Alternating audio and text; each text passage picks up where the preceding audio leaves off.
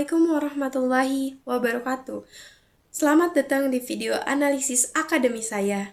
Perkenalkan, nama saya Selly Nurhayati dengan NIM 12430300056 dari Program Studi Hukum Tata Negara Fakultas Syariah dan Hukum UIN Sunan Gunung Jati Bandung.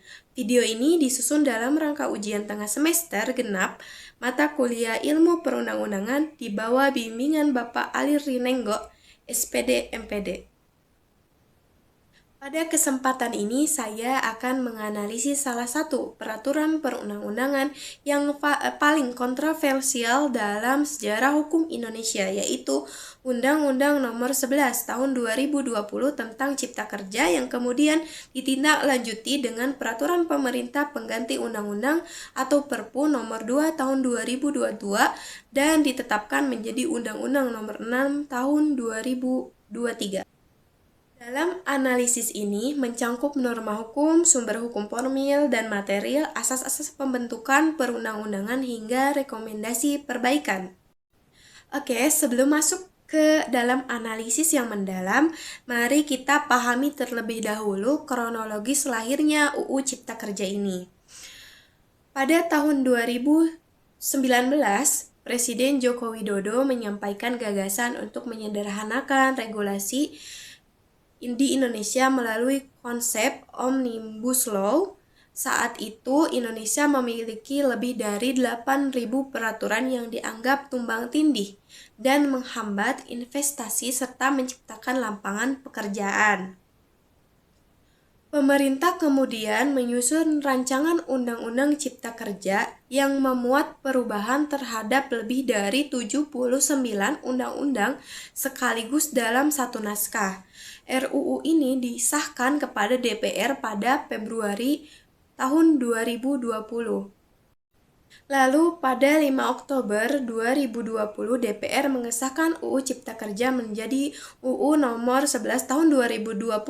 Namun pengesahan ini memicu gelombang demonstrasi besar-besaran dari buruh, mahasiswa dan masyarakat sipil di seluruh Indonesia karena dianggap dilakukan secara terburu-buru dan tidak partisipasi.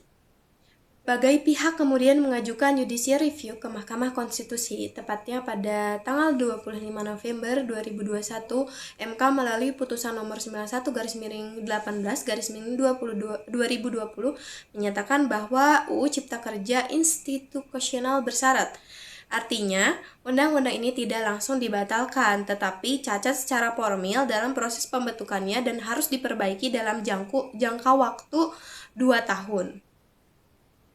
Namun, pada kenyataannya, alih-alih memperbaiki UU yang ada, Presiden justru menerbitkan Perpu nomor 2 tahun 2022 pada Desember 2022 yang kemudian menggantikan UU tersebut. Langkah ini kembali menjadi kontroversi. Akhirnya, DPR mengesahkan Perpu tersebut menjadi UU nomor 6 tahun 2023 pada Maret tahun 2023. Inilah merupakan gambaran besar kasus yang akan kita bedah secara akademis.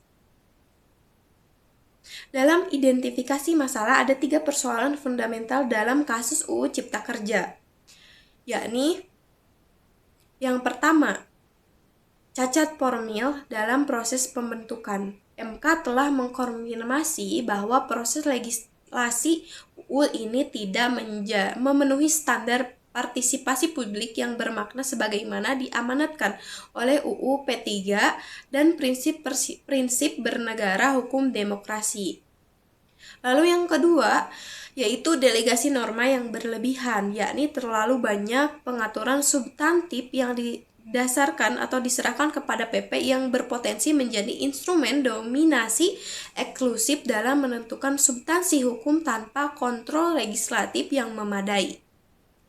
Dan yang ketiga, ketidakseimbangan orientasi kebijakan, di mana norma yang terkandung dalam UU ini cenderung lebih mengakomodasi kepentingan pelaku usaha dibandingkan memberikan perlindungan yang kuat kepada pekerja. Sebuah ketidakseimbangan yang bertentangan dengan semangat pasal 27 ayat 2 Undang-Undang Dasar 1945.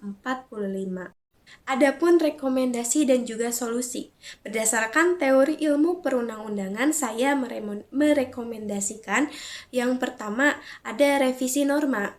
Jadi, pasal-pasal yang bersifat multitafsir perlu dirumuskan ulang dengan norma-norma yang lebih konkret, terukur, dan tidak memberikan diskresi berlebihan kepada eksekutif. Adapun perbaikan yang kedua yaitu perbaikan prosedur pembentukan. Kedepannya, perundang-undangan yang bersifat omnibus law, terutama yang berdampak luas pada hak-hak warga negara, wajib melalui proses konsultasi publik yang terstruktur, transparan, dan genuine. Yang ketiga, ada harmonisasi dengan peraturan yang lebih tinggi. Substansi Undang-Undang Cipta Kerja perlu diharmonisasi secara menyeluruh dengan Undang-Undang 1945, khususnya pasal 27 ayat 2 yang berkaitan dengan pekerjaan yang layak, dan pasal 28I tentang perlindungan hak asasi manusia. Nah, oke, sebagai penutup, kasus ini atau kasus UU Cipta Kerja ini mengajarkan kita bahwa sebuah undang-undang tidak hanya perlu sah secara formil, tetapi juga harus legitimate secara sosial dan substantif secara konstitusional. Inilah esensi dari negara hukum yang demokratis.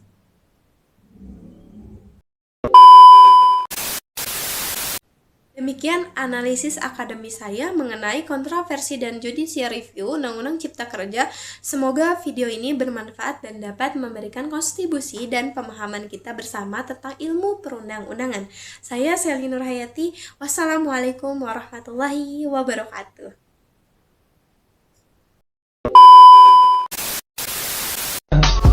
I just had to let you know you're